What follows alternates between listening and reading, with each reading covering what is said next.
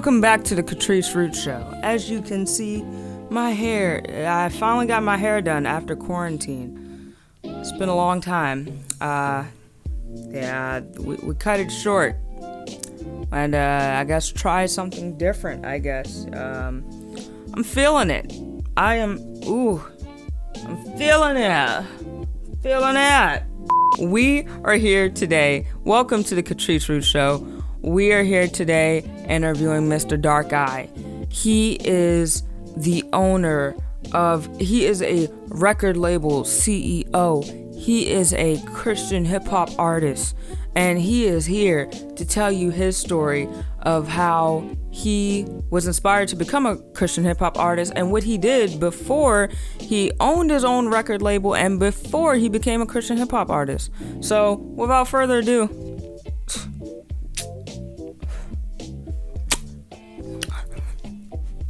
I'm so glad I got my hair done. Anyways, without further ado, let's interview Mr. Darkeye. Mr. Darkeye. We are here with Mr. Darkeye. Say hello to everybody. What's going on, everybody?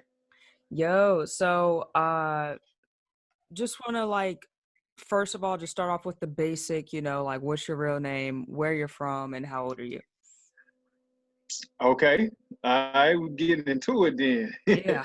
All right, so my real name given to be my mama is Morris Jermaine Gordon, and I'm also commonly known as Mr. Darkeye. I am a Christian hip hop artist. I am from Rock Hill, South Carolina, born and raised.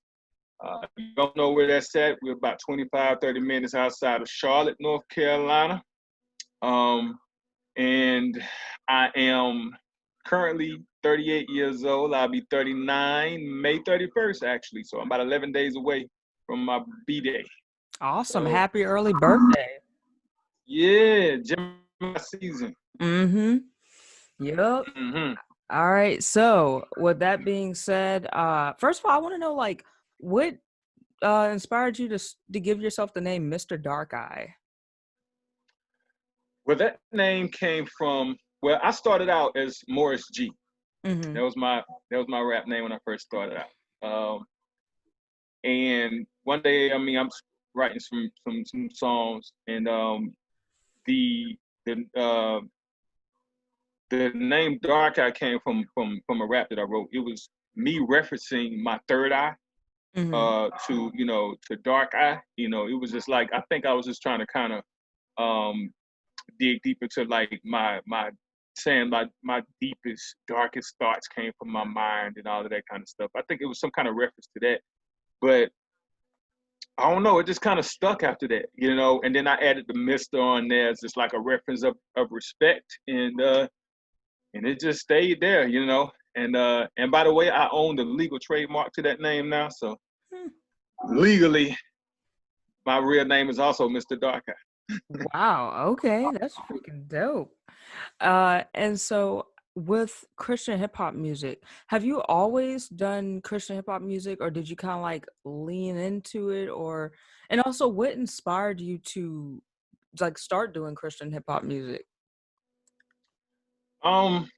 Personal things, life itself, but my music has always been a reflection of, my actual life. So what really inspired it was a change that happened in my life. I went through a state of depression in 2011, where it was just no areas of my life where I found any kind of peace of mind, regardless of what it was.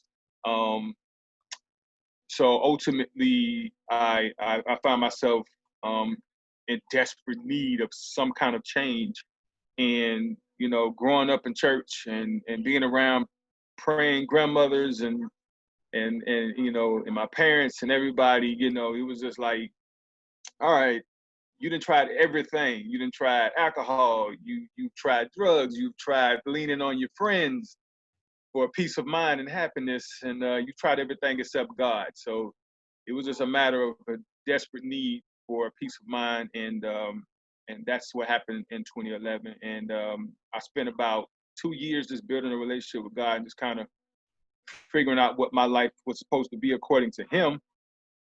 And then that's when 2013 I came back to music because I left it alone. I wasn't doing music during that 2 year period. I was just concentrating on my relationship with God, and then it kind of I picked back up on it in 2013. Started recording music again, and it was more so at that point it was about doing it exactly the way God was kind of calling me to do it at that point, and it was surprisingly accepted. A lot of people, I thought people wasn't going to really like what I was doing with the music, but it was accepted, and it just kind of kept growing from there. Man, like that is dope. And I would say like around that time when you started doing Christian hip hop music, I would say like I started to notice that Christian hip hop music started becoming more popular, like more people started accepting it more. You know what I'm saying? Compared to like the 90s where it's like people are doing it, but a lot of people are just like, So it's like you came out doing Christian hip hop music at like the perfect time, to keep you inspired, keep you going, all of that.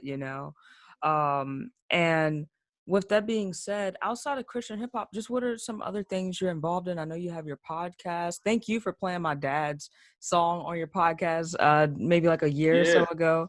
But how is that going? How did you even get started with that? And also, what are some other things you're involved in as well? Well, the podcast came about because I was watching Gary Vaynerchuk. I don't know if anybody really familiar with him, but he also goes by Gary V. He's a entrepreneur that I follow on Instagram. But I was watching an interview of him on the Breakfast Club, and he mentioned this app that you can download that allows you to do a free podcast. It's called Anchor FM.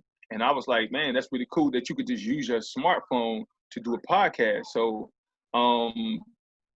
I mean, I'm someone that, that's just like, I'm all for trying new things. So I downloaded the app and just gave it a shot to see what it was about. And then I did like maybe a few shows and found that I got some pretty good feedback and some responses from people based on what I was doing. And I just centered the show just based on everything that I do in regards to music. Like my whole message is about by faith dreams come true.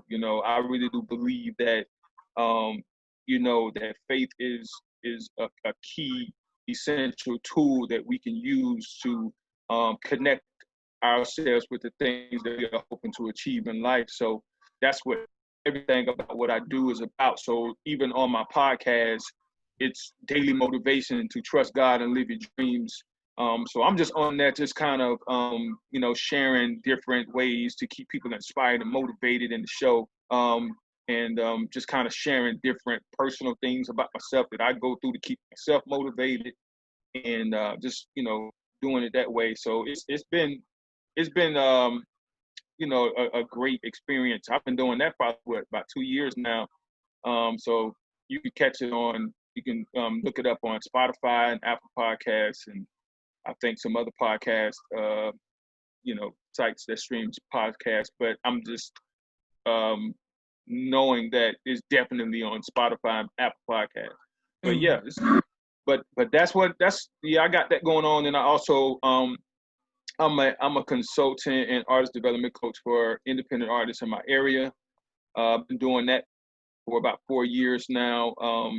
Doing that actually put me in a position where I was able to step away from being an employee, working a job, and now I'm running my own business full time now, doing that along with, of course, being a recording artist.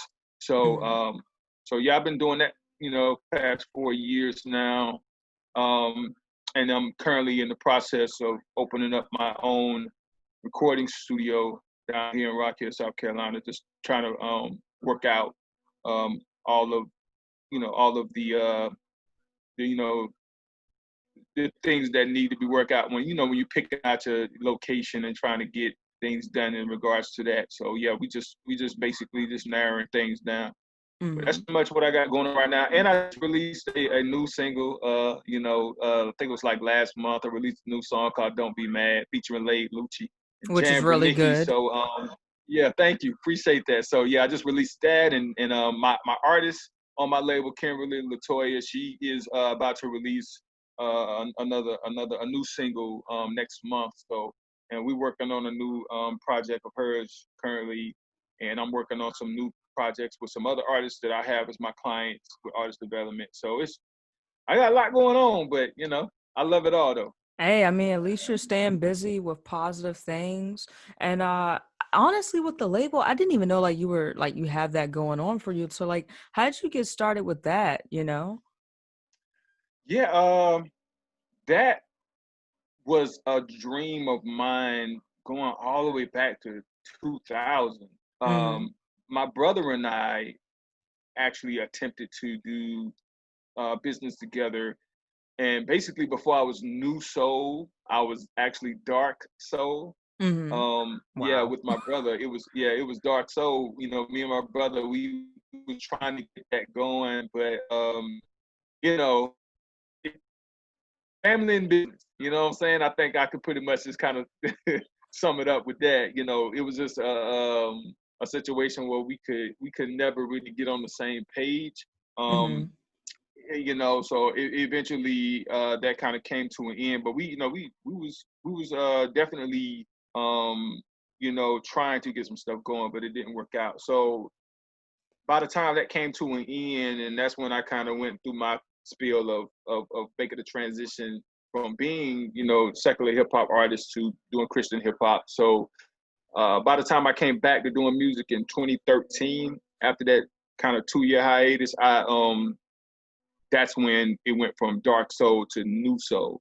Mm-hmm. So I spent that first year in 2013 just kind of um, testing waters with the new project. I dropped a mixtape about fourth quarter of that year, and it got a good response. So that following year, that's when I linked up with some people to kind of help me structure and put together the start of my record label, New Soul Music, and I officially got things going in 2014. And then in 2015 is when I signed my first artist, Kimberly Latoya. So that she became an additional artist on my roster along with myself. I've yet to officially sign any more artists, but I actually no, I'm not gonna say that because I did um, do a management deal with an artist after that. But it didn't work out. But Mm-hmm. still, just kind of keeping that open. But mostly just focusing on artist development and being a consultant for all of the independent artists in my area. Man, and like, so how do like what is your process of scouting for artists? Because I know nowadays, like a lot of management teams and labels, all of them have this problem of like trying to scout out like new and actually like good talent. So like what is your process? Like do you just go on social media, look up hashtags, or like how do you do it? Do you go to concerts, open mics, anything? Yeah, a lot of it is social media. And of course things are different now with COVID-19. But I used to, yeah, definitely go to open mics here and there when I could.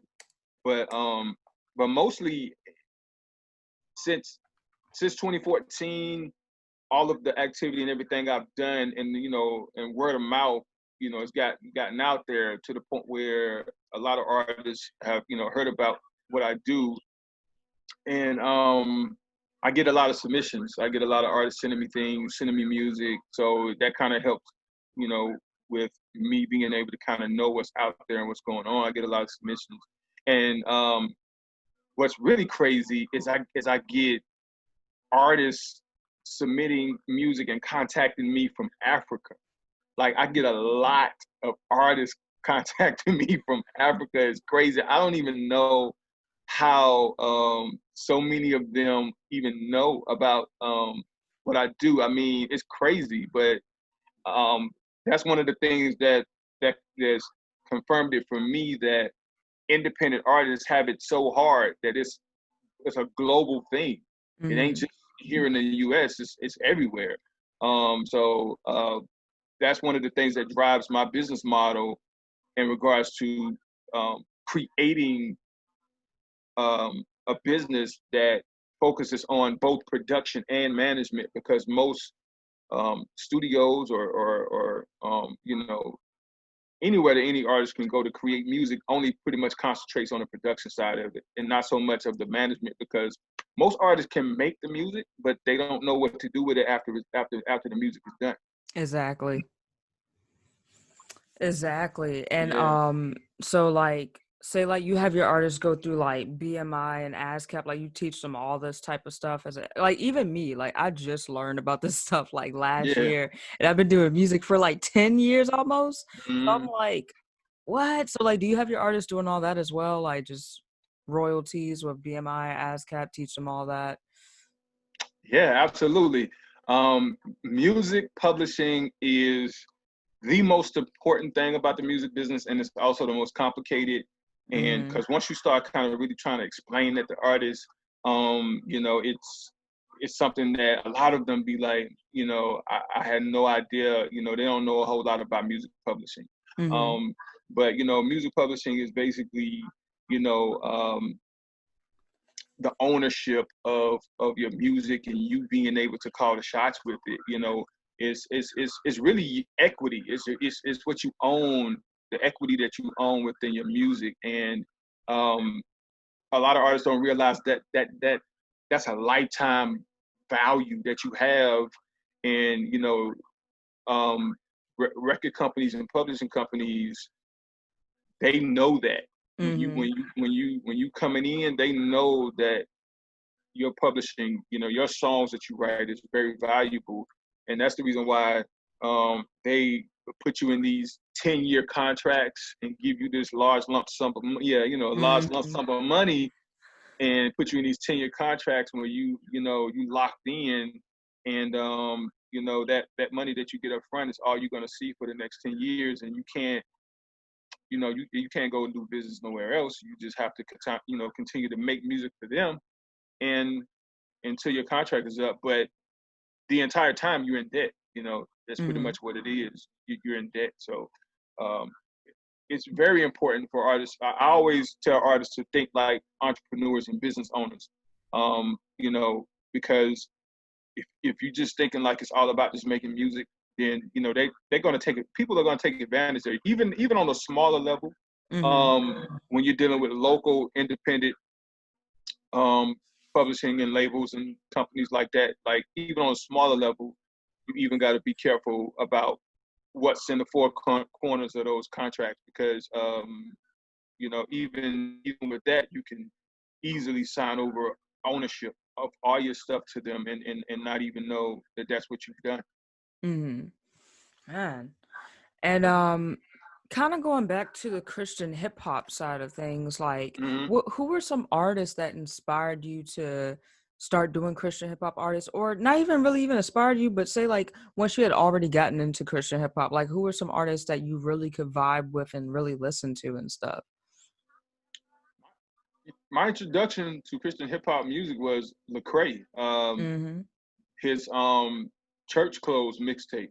Um, a friend of mine sent me a YouTube link with the whole mixtape was on the YouTube channel, whatever, and I listened to it, and I was just like, man, this, you know, it didn't even really sound like what you would expect, Christian Mm-hmm. hip hop to sound like, because I think he had done it with a popular um, um, you know, um, mixtape DJ. I can't remember the name of the DJ, but I think it was Don Cannon or something like that. But it was Mm-hmm. somebody that I was really familiar with. But it was just like I couldn't really believe the fact that what I was hearing. It was just dope. It wasn't like what you thought, what you would think like the typical Christian hip hop music would sound like.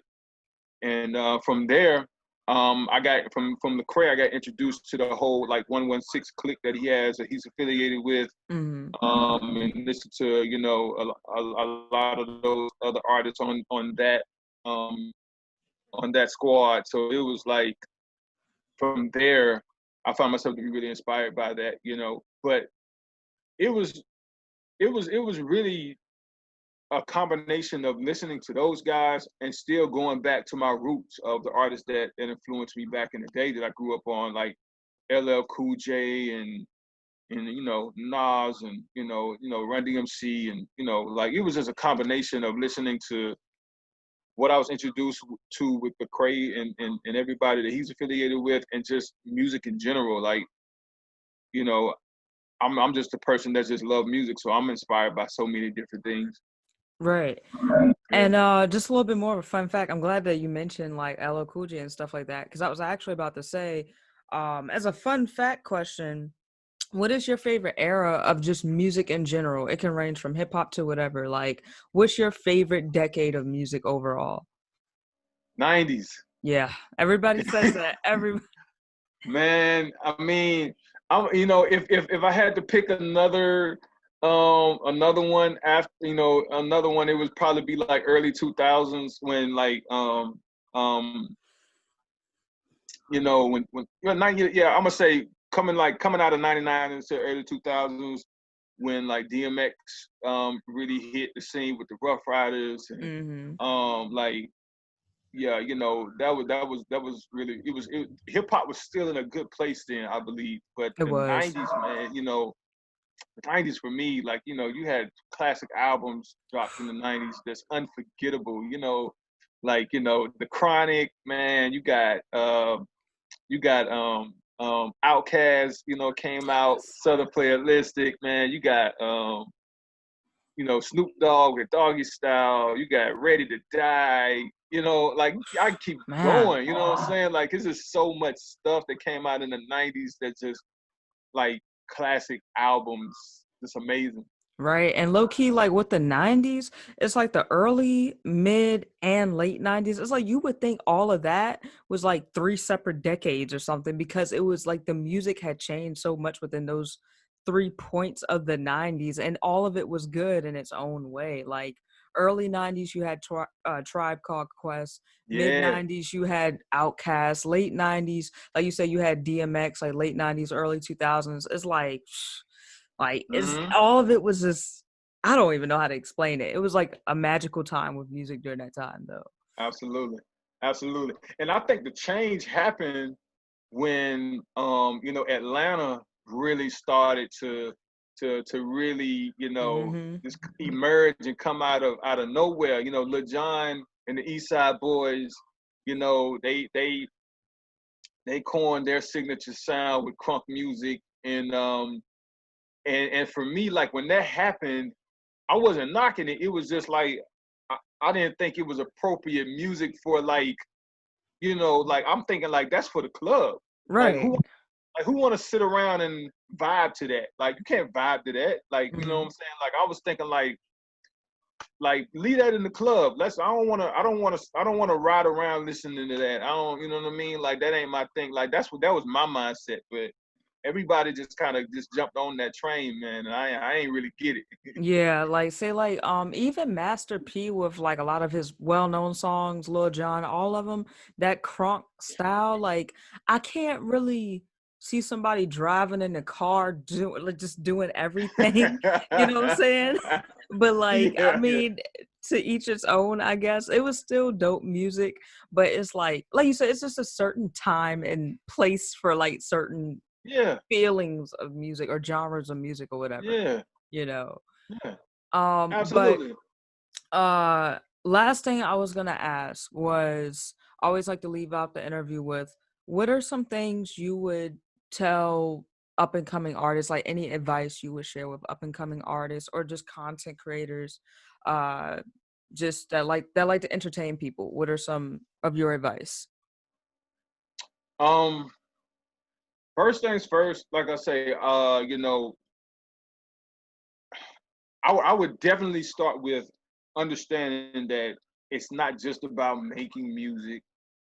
Have to treat it like a business, knowing that you are a business owner, you are an entrepreneur, and you have to think like that. You know what I mean? You have to Mm-hmm. know that um, your music that you're creating and all the stuff that you're doing is yours. You own 100% of it. until you actually do a deal or something with somebody. But just know that going in, that your music is yours. That's your leverage. That's everything. So if you're gonna do any trade offs with it, make sure that that it's something that you want, that's right for you. And if it don't feel right, don't sign. And always know that you don't get what you deserve, you get what you negotiate. So make sure you got some people in there that is there for your benefit, for your well-being, and they have no ties or no connection with the other party that you're doing business with, and they are all on your side. But other than that, constantly, I'm telling artists, like, to perfect your craft, constantly create music and create content. Um, Make sure that when you're on social media, you're engaging with your audience. Make sure that they feel like they matter, that that you see them as being important. And anytime that somebody's on your page and commenting and liking your stuff, they are real human beings interacting with you. So you got to treat them like that and be appreciative to them. um, you know, and then after that, is back to the music again. Continue to keep creating and making more music, because ultimately the combination of creating content, engaging with your audience, and making more music ultimately equals growth. So if you continue to keep doing that, you're definitely going to see some growth and see that that what you're doing is effective. And another thing, one last thing I would say is that Mm-hmm. there's there's there's a big thing that artists have, about trying to go big early. They're trying to, have a huge following, but you got to focus on that immediate crowd and audience that's right there in front of you in the beginning, because they the ones that find you interesting, and they're the ones that's showing you the love right there. So concentrate on that niche market, feed that market, and give them your best, and treat them the same way you would with if you felt like you had 50,000 people following you or something. You know what I mean? Exactly. Yeah, treat the 50 like they gold. You know what I'm saying? If you got Yeah. 50 people that's on your page, and they love what you do, you'll be surprised on how that 50 in a year's time can turn into 100, 200, and just keep growing from there. But you have to focus on that niche market, and just stay laser focused on that, and let things grow organically. Exactly. Yeah. Like, well said, man, because like a lot of people, are focused so much on the numbers and not the supporters. You know what I'm saying? Yeah. Like, it's a big difference, and that's how your name gets spread more, is when you're actually the type of person to respond back to your followers and talk to them, actually have a conversation with them, all that. So it's Hmm. definitely a big deal to value each and every one of your supporters. Absolutely. So That's how thank you and I connected. yeah, I mean, like you send me your music. I was like, oh, let me take out some time, listen to this. Let me tell them what I think about it. Same thing, vice versa. So, you know. Yeah, yeah. It's a beautiful thing. You know what I'm saying? Cause see now, cause you're in Florida, right? Oh no, I'm in Where you at? Virginia. Virginia. Hmm. Okay. So I mean, either way, it's just like I'm in Rock Hill, South Carolina. I just feel like that's the beauty of it. Hmm. As as I'm doing here, people that I connect with that know me now know who you are, and the same thing vice versa. So it's just kind of like, that's just a great way to network, and it's power in that. But a lot of Exactly. people don't use that tool, but it's power in that. Because if I had if we had ignored each other, what I'm saying, then Hmm. it would never would have made the connection, and you just never know what could come out of it. So Hmm. I mean, like, you never do know, like, who could be the person that helped you get to that next level. You know what I'm saying? So right, just value everybody. Treat everybody the same. But yo, thank you again for joining the podcast. Feel free to come back, by the way. Come back anytime yeah, you want to. yeah, Anytime you got any new music you want to let people know is coming out soon, yeah. feel free to feature on the podcast. Just hit me up. But also I just want to say Tell everybody your social media platforms that you're on, your usernames, all that stuff, so they can follow you, and your new music that you have dropping soon. Yeah. All right. So y'all can follow me on Instagram at Mr_Darkeye. That's MISTADARKEYE. You can find me on Facebook. On Facebook at Mr. Darkeye, and my New Soul Music page is New Soul Music record label. And right now, got a new single, "Don't Be Mad," featuring Late Lucci and Jan Bernicki. It is on Spotify, Apple Music, Tidal, Google Play, all of the download and streaming sites available to you right now. So you can go stream it right now. Don't Be Mad, Mr. Darkeye. And after you stream that, go stream the rest of my whole catalog, dated all the way back to 2013. You know, I got a lot of stuff on there. So yeah, check me out. Check it all the way out. Listen to it. That's it. Yo, thank you again. Yeah. Yeah. I appreciate you too. Hey, congratulations to on your graduation. You just graduated college, right? Yeah. Thank you.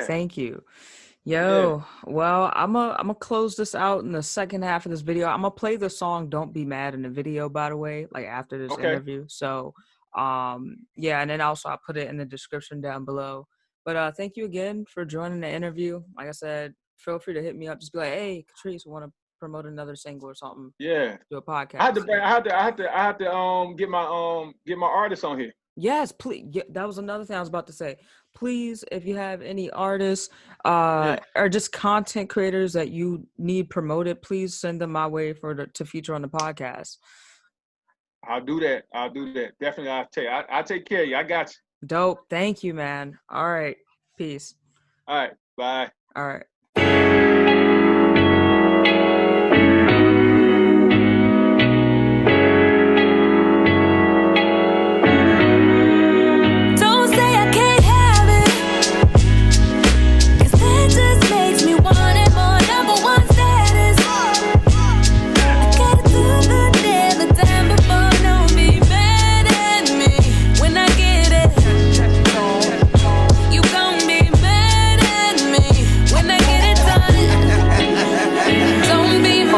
See it, they know it, they study it. What we do for the culture, but haters won't acknowledge it. Like they're supposed to make a difference. You witness greatness, now that's a privilege. I ain't even mad at you. Continue to keep your distance. This is confidence, never needed your compliments. I just do it like Nike and Colin Kaepernick.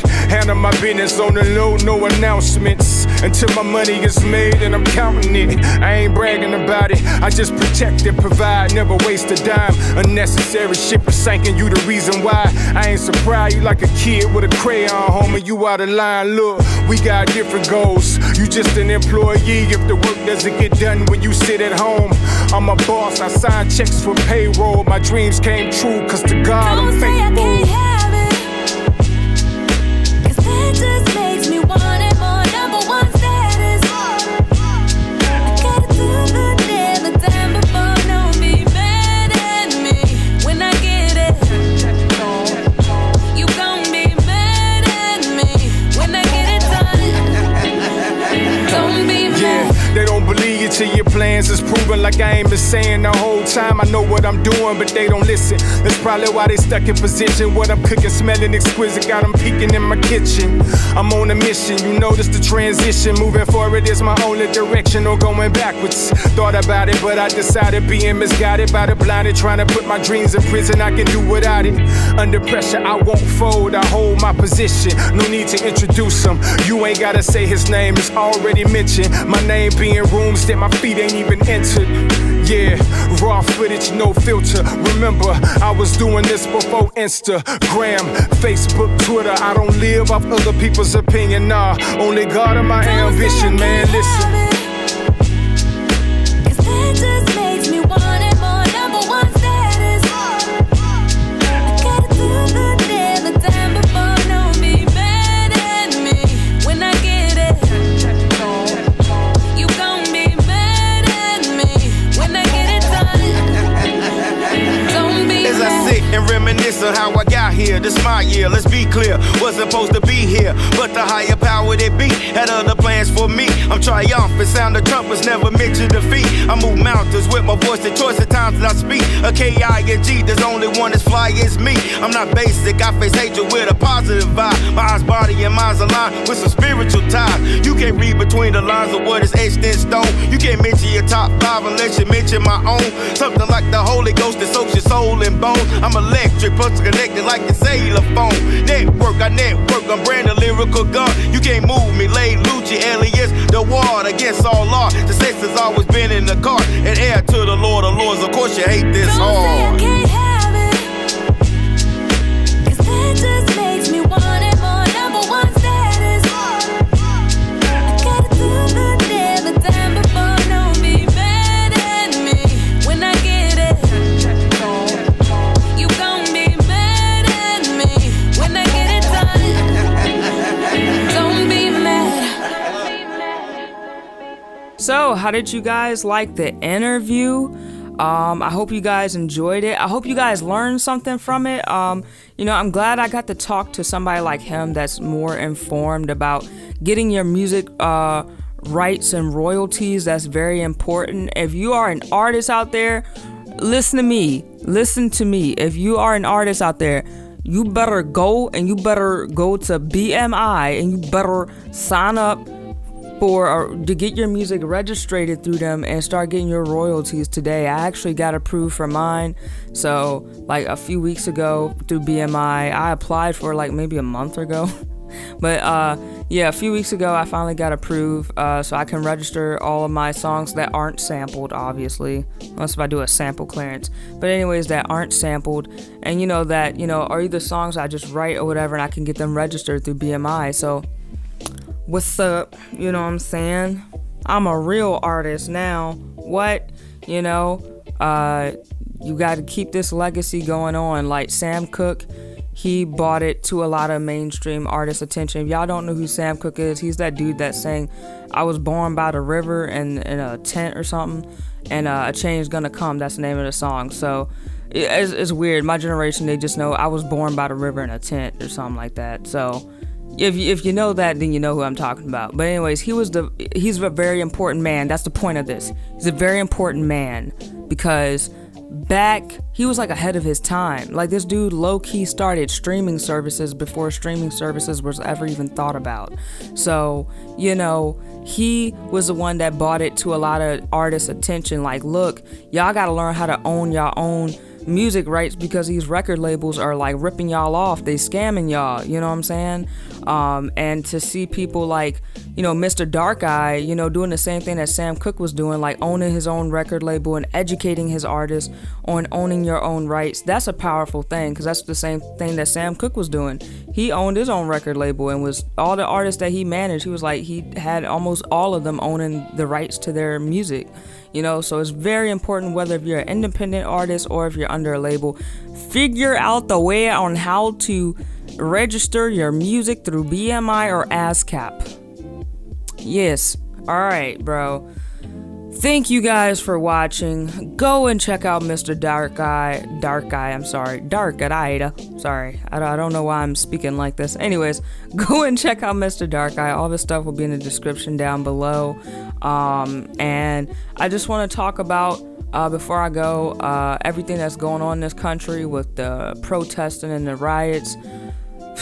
You guys, I know I got some friends that are involved in these riots and protesting, so I just want to say, you guys be safe out there. Justice for, I just want to say justice. I want justice for all the lives that were lost due to injustice in this country and police brutality. We gotta work on informing ourselves more about these situations, I would say, before we go out and protest, and even when we do go out and protest, make sure to show yourself, approved that you are informed on things that are going on in this country. You're not just you're not like some people that are just turning a blind eye to what's going on, of all races. There are people of all races that are just turning a blind eye to what's going on, acting like this is not going on in this country. And then you have some people that are just like not as informed and just jumping out there and rioting. just to be rioting, you know, but it's good when you can go out there and protest and show yourself approved and know that you're informed on what's going on and you're fighting for justice. So, justice for all. I don't know where I was going with this, but the point is justice. We need that, bro. We need that, you know. Too many lives are getting lost due to police brutality and just injustice. So, man, peace out.